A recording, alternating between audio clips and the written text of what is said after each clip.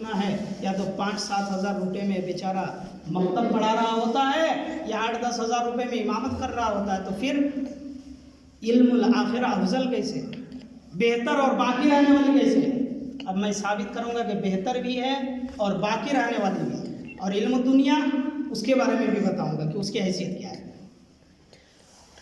پہلے ایک حدیث پڑھ لیتا ہوں کہ یہ بہتر کیسے ہے۔ عن مستورد بن شداد رضی اللہ تعالی عنہ قال سمعت رسول اللہ صلی اللہ علیہ وسلم من كان عاملا فليكتسب زوجة فإن لم يكن له خادم فليكتسب خادما فإن لم يكن له مسكنا فليكتسب مسكنا قال ابو بکر اخبرت ان النبي صلی اللہ علیہ وسلم قال من اتخذ غیر ذلك فهو غال او سارق، رواہ ابو داؤد، حدیث نمبر 2945۔ حضرت مستورد بن شداد رضی اللہ تعالیٰ عنہ کہتے ہیں کہ اللہ کے رسول صلی اللہ علیہ وسلم سے میں نے سنا آپ کہہ رہے تھے کیا، جو شخص ہمارا عامل ہوگا، دین کے لیے کام کرے گا، کہا کہ اگر وہ غیر شادی شدہ ہے شادی کر لے، کہاں سے کرے گا؟ جہاں پہ کام کر رہا ہے وہاں سے، اسلام کا کام۔ یہ ٹوٹل 5 لوگ بنتے ہیں، میں نے اس پر ریسرچ کیا۔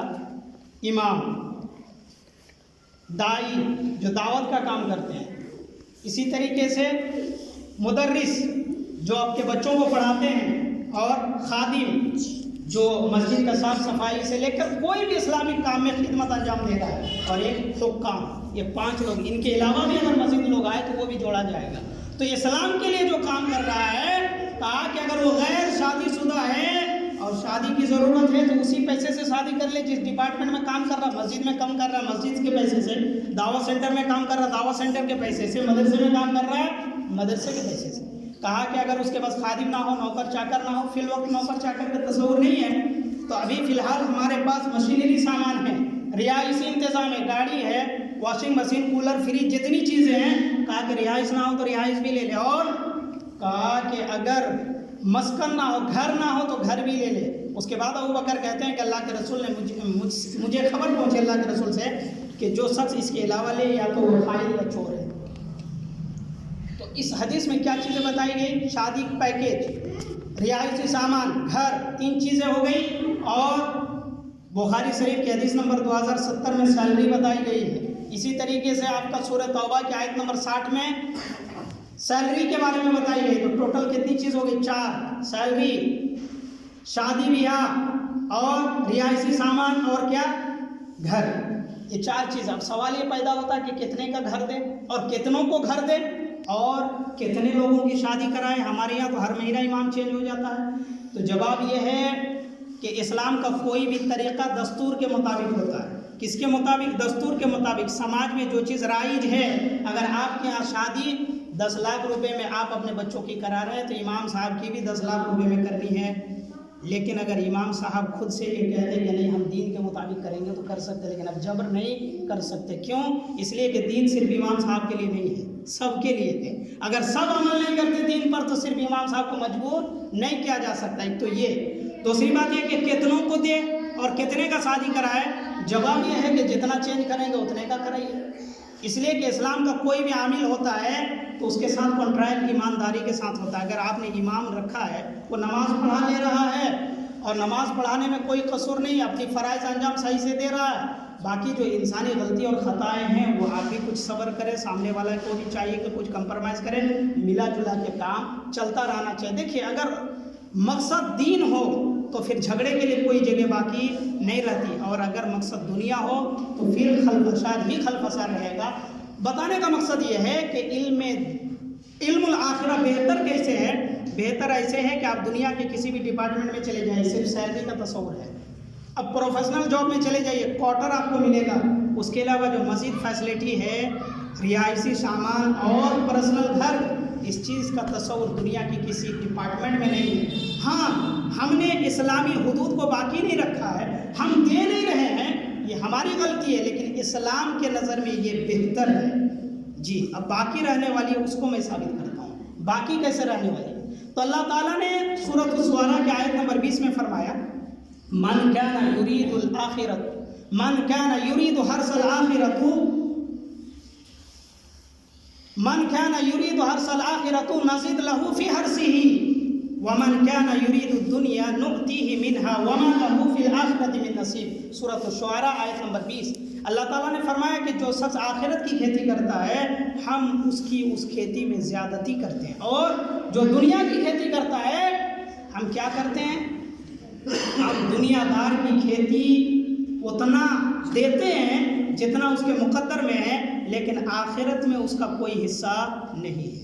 وَمَا لَهُ فِي الْآخِرَةِ مِن نَصِيب۔ یاد رکھیے کہ آخرت میں جو صرف دنیا کا طالب ہے اس کے لیے آخرت میں کوئی چیز باقی رہنے والی نہیں ہے، لیکن اس کے برخلاف جو دنیا آخرت کی کھیتی کرتا ہے، علم الآخرہ کو چنا ہے، اس کے لیے آخرت میں باقی بھی رہنے والی، دنیا میں بھی بہتر اور باقی رہنے والی کہاں؟ آخرت میں اس کا بدلہ ملے گا۔ جی تو دنیاوی کھیتی کرنے والے کو ایک نقصان یہ ہے کہ دنیا تو مل جائے گا لیکن آخرت میں کچھ نہیں ملے گا۔ تو کیا اس کا یہ مطلب ہے کہ جو بھی دنیاوی کام کرتے ہیں وہ تمام لوگ اس کیٹیگری میں آئیں گے؟ بالکل نہیں۔ میں نے کہا بھی جو ہم فارمولہ کو اپنے سے لاگو نہیں کر سکتے، اس کا یہ مطلب حاصل ہو جائے یعنی دکان ہی کو سب کچھ سمجھ لے اور آخرت کو فراموش کر دے۔ اگر ایک شخص کما رہا اپنی کمائی کا کچھ حصہ اللہ کے لیے بھی نکال رہا ہے تو بہتر ہے، اور اگر کوئی شخص کمانے کے بعد 1 روپیہ بھی اللہ کے راہ میں صدقہ نہیں کرتا، خرچ نہیں کرتا، تو پھر اس کے لیے آخرت کے لیے کیا بچ رہا ہے؟ صرف کما رہا کھا رہا ہے، کچھ بچا تو نہیں آخرت کے لیے، دنیا ہی تک محدود رہ گیا۔ لیکن کہا کہ اس کے برخلاف جو آخرت کی کھیتی کرتا ہے اس کا فائدہ کیا ہے؟ اس کا فائدہ یہ ہے کہ آخرت میں باقی ہے۔ ایک اور حدیث ہے جس سے مسئلہ بالکل واضح ہو جائے گا، اس کے راوی بھی حضرت انس بن مالک رضی اللہ عنہ ہے، ترمذی شریف کی حدیث نمبر 2465۔ حضرت انس بن مالک رضی اللہ عنہ کہتے ہیں من کان یرید الآخرۃ ہمہ جعل اللہ غناہ فی قلبہ وجمع له شمله وعطته الدنيا وهي راغمة ومن كانت الدنيا همه جعل الله فقره بين عينيه وفرق عليه شمله ولم يأتي من الدنيا إلا ما قدر له۔ کہتے ہیں کہ جو شخص آخرت کا طلبگار ہوتا ہے، کہا کہ ہم اس کا دل کو غنی کر دیتے ہیں۔ کون کہہ رہا؟ اللہ تعالیٰ۔ ہم اس کے دل کو غنی کر دیتے ہیں اور دنیا اس کے بس ذلیل ہو کر آتی ہے۔ اور آپ دیکھتے ہوں گے کہ کوئی بھی آخرت کی کھیتی کرنے والا بھوکا تو نہیں مرتا ہے نا، زندگی کاٹ ہی لیتا ہے، دنیا ذلیل ہو کر اس کے پاس آتی ہے۔ اور جو دنیا کی کھیتی کرتا ہے، کہا کہ ہم اس کے دل کو پریشان کرتے ہیں۔ اس لیے دیکھیے دنیا بھی جو صرف دنیا ہی دنیا کر رہا ہے اس کو سکون اور چین نصیب نہیں ہوتی دنیا۔ کہا کہ ہم اس کے دل کو پریشان کرتے ہیں اور اتنا پاپڑ پھیلنے کے بعد بھی اس کو دنیا اتنا ہی ملتا ہے جتنا ہم اس کے مقدر میں لکھ رکھے ہیں۔ ہم ثابت یہ کر چکے ہیں کہ آخرت کا علم بہتر بھی ہے اور باقی رہنے والی ہے، اور دنیاوی علم بہتر ہے لیکن اگر اس میں وحی الہی کی نقل نہیں ہے، یعنی اللہ کی خشیت کی نقل نہیں ہے، تو پھر وہ بے سود اور بیکار ہے۔ اور اگر دنیاوی علم میں اللہ کا ڈر اور خشیت کا نقل ہے، نقل کسا ہوا ہے، تو وہ علم بھی بہتر ہے۔ اب آئیے کہ اگر ہم آخرت کے علم کو ترجیح نہ دیں تو اس سے نقصان کیا ہونے والا ہے؟ جی عن انس بن مالک رضی اللہ تعالی عنہ قال سمعت رسول اللہ صلی اللہ علیہ وسلم ان من اشراط الساعة ان يرفع العلم ويكثر الجهل ويكثر الشراب ويكثر الزنا ويكثر شرب الخمر ويقل الرجال ويكثر النساء حتى يكون ل50 امرأة القيم الواحد۔ رواہ البخاری، حدیث نمبر 5231۔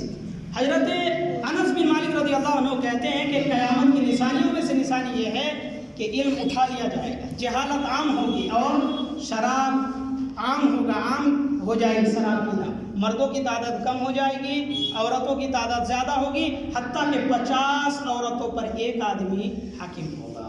تو معلوم یہ ہوا کہ مردوں کی تعداد قیامت سے پہلے کم ہو جائے گی اور 50 عورتوں پر ایک حاکم۔ اس سے استدلال یہ کرنا تھا نقصان کیا ہوگا؟ علم دین کو اگر ہم ترجیح نہ دیں تو علم دین اٹھا لیا جائے گا، پھر اچھے عالم نہیں بچیں گے۔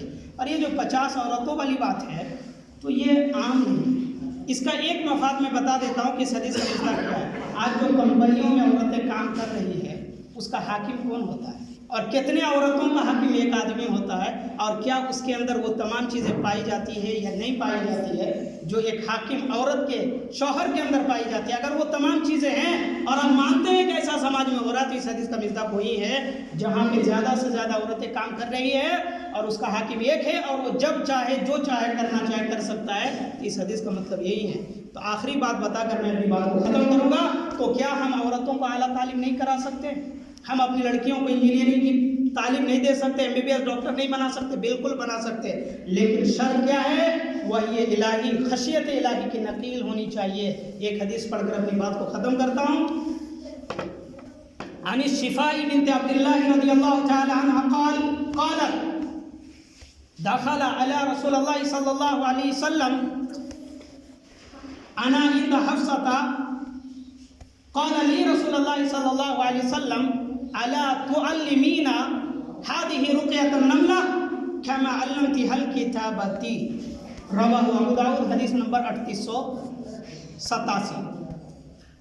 حضرت اسماء بنت عبداللہ رضی اللہ تعالی عنہ کہتی ہے کہ میں حفصہ بنت عمر امہات المومنین رضی اللہ عنہ کے پاس، اللہ کے رسول کی بیوی عمر فاروق رضی اللہ عنہ کی بیٹی کے پاس بیٹھی ہوئی تھی۔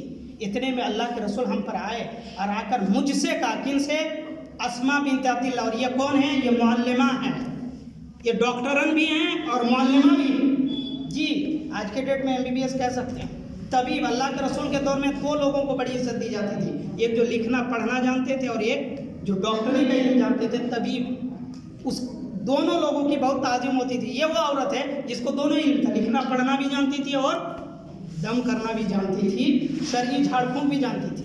یہ عورت کہتی ہے کہ میں بیٹھی ہوئی تھی، اللہ کے رسول آئے، آ کر کہنے لگے کہ یا اسماء، تم یہ حفصہ بنت عمر امہات المومنین میری بیوی کو وہ نملہ والی جو دم کرنے والی منتر ہے وہ سکھا دو، جھاڑ پھونک کا جو منتر تم جانتی ہو وہ سکھا دو، کما علمتها الکتابہ، جیسے تو نے اس کو لکھنا پڑھنا سکھایا ہے۔ یعنی حفصہ بنت عمر کی معلمہ ہیں اور اللہ کے رسول کیا کہہ رہے ہیں کہ ان کو طبیب بنا دو، جھاڑ پھونک کرنے والی جو منتر ہے وہ سکھا دو، جس طریقے سے تو نے اس کو لکھنا اور پڑھنا سکھایا ہے۔ اللہ کے رسول تو خود اپنی بیوی کو ڈاکٹر بنا رہے ہیں، ہے نا، طبیب بنا رہے ہیں، ڈاکٹرن کی تعلیم دے رہے ہیں۔ ہم ایسا کیسے کہہ سکتے ہیں کہ ہماری لڑکیاں ڈاکٹر نہیں بن سکتی، ہماری لڑکیاں انجینئر نہیں پڑھ سکتی، ہماری لڑکیاں اعلیٰ تعلیم حاصل نہیں کر سکتی ہے، لیکن شرط وحی الہی کی نقیل ہو، اللہ کی خشیت کا ڈر ہو۔ اگر یہ چیز ہے تو وہ علم مفید ہے، اور اگر یہ نہیں ہے تو پھر اس علم کا کوئی فائدہ نہیں ہے۔ کل ملا کے میرا خلاصہ کلام یہ ہے بیان کا، جو ہم کو علم دین سیکھنے کی ضرورت ہے اور علم دین کو اہمیت دینے